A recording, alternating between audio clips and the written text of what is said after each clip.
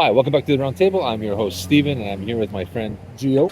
Just straight out of the theater, we went to go see Indiana Jones and the Dial of Destiny. This is the fifth installment of the film. This is the first to be directed, not to be directed by Steven Spielberg, but James Mangold, who's known for Logan, Copland, and 310 to Yuma.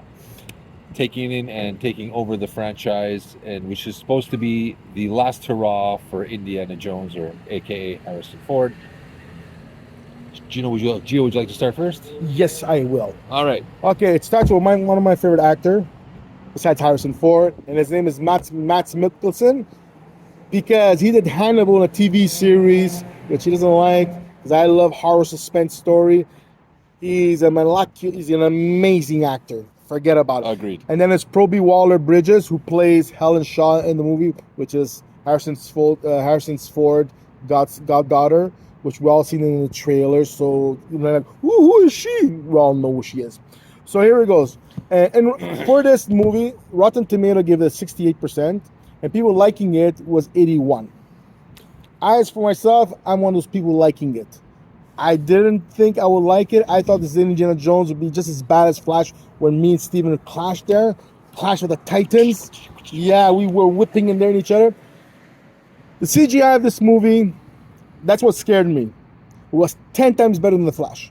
Because Flash, you see the defects with the babies and the dog with the tongue, and him too. This one here, and I was analyzing like crazy, and I see there's a little bit of defects, of course. Especially him running all over the train and everything. You see the movement. You don't see the foot, like the pressure it's supposed to be on the train and everything.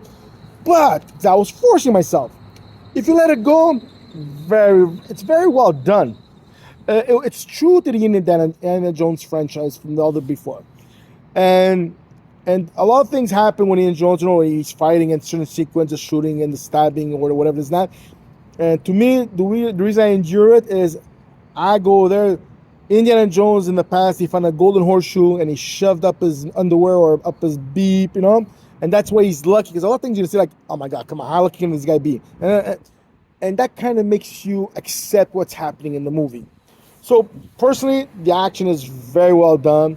The Destiny thing there, Dial of Destiny, I like where it goes. I'm not gonna do a spoiler alert, but it's well done. Somebody gets their wish out of that thing there, and the thing I'll say about this way, the dial thing, whatever, it's done by the certain person, right? But it never verifies. If you look at the movie completely, it never verifies that he created it. So, did he find the pieces, or did he create the pieces? So that's why I am. So, anyways, and then Helen Shaw, she's a very bad person in the beginning. Then she comes nice in there. It's like a typical suspense movie. You see a young girl and a guy, they hate each other's guts because they have different ways of thinking. Then they kind of agree with each other and they fall in love. Well, okay, this one, since being his goddaughter, they made it up because nobody wants Harrison Ford falling romantic in love with a person because they need wheelchairs and everything. So it's kind of the same thing. They see the morale, they see the changes, and her is that the reason her father was never a father image, and Harrison Ford was never a godfather image. She took it because she goes there, all these artifacts stole my childhood and stole my life. And so she has a big agenda against these artistic and historical artifacts and everything. And that's why she's not a bad person. To her, it's like, ching ching, I want to make money.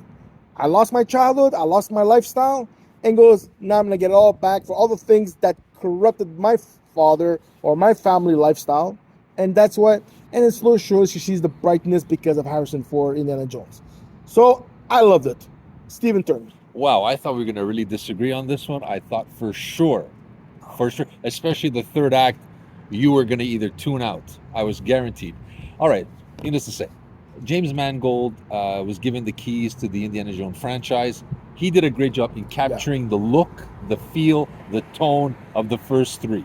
It looks like it, feels like it, and I have to agree. I thought it was like watching like the fourth installment right after The Last Crusade. Same feel. I like that. Great job in that. What I didn't like was probably the aging of Harrison Ford. There were certain parts that looked like we were watching a video game. but it was still enjoyable. Great action sequences. Probably one of the best action sequences at the beginning of an Indiana Jones film. Really, really top notch. I enjoyed it, but yet that de-aging didn't work 100% for me. Second thing was, what's her name? Phoebe Miller Bridges. Yeah, Her character in the beginning seems so hell-bent on doing it for money that I didn't really buy her that she becomes good at the end. Her arc didn't really go for me. I didn't buy it 100%, but that's just me.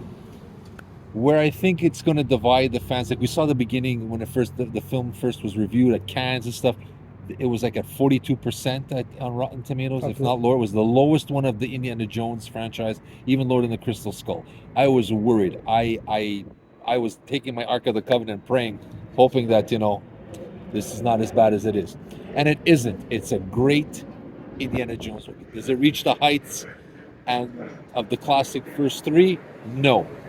Is it still good? Hell yeah. But her character, like I said, her character didn't do it for me per se 100%. The CGI, the de-aging, and again, it's the third act where they use the Dial of Destiny to go somewhere at a certain time in the history of the world. Now, I can see that's where most or a lot of people will tune out. Sorry. Will tune out of the film, and kind of, it might make it anticlimactic.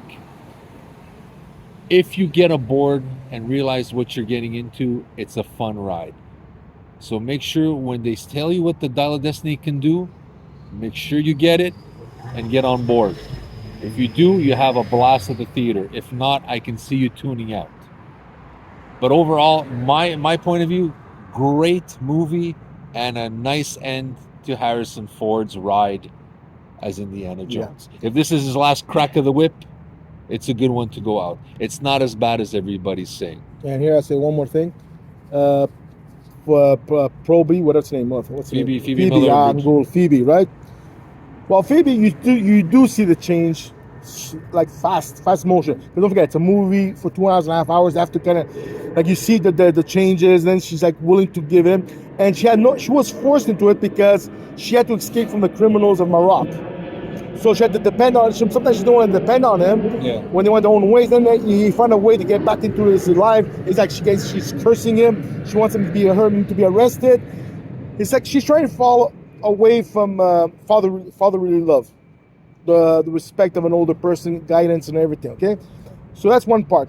And two, the difference of this Indiana Jones with the other first two or three or whatever is the other ones, it was more mythology, more like the gods, and this one here, it's mathematical equations. And the good thing about it, the battle is something that's a little mini spoiler alert, it's never been like proven in historical books and everything. So whatever happened in there, it's not proven.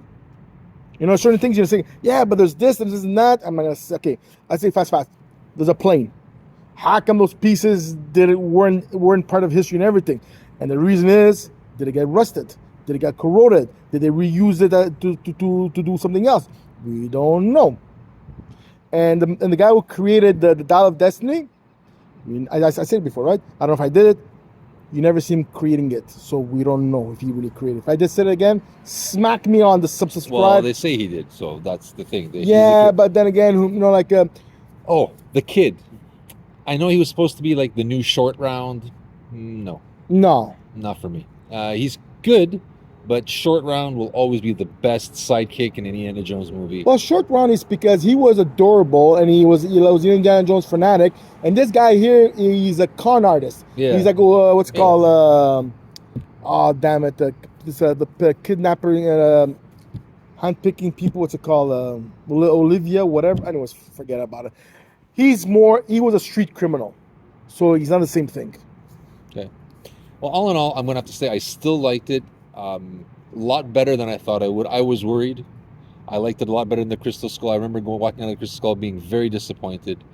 It took me 15 years, but I slowly got into the Crystal Skull. I watched it about 2 weeks ago to get in tune with this movie. I like it better now than I did then. But this movie, I liked it first time out.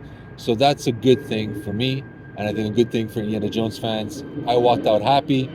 Like I said, if it is the last crack of the whip, and the last time he grabs his hat, I'm okay with it. And for me, all you true fans of the Indiana Jones, regular price, no problem. If you're not a true fan of Indiana Jones, then go special. But you have to go to the theater. It's worth it. To my point of view. And that's our take. I said we both agreed that we both enjoyed it and we should go see it in the theater.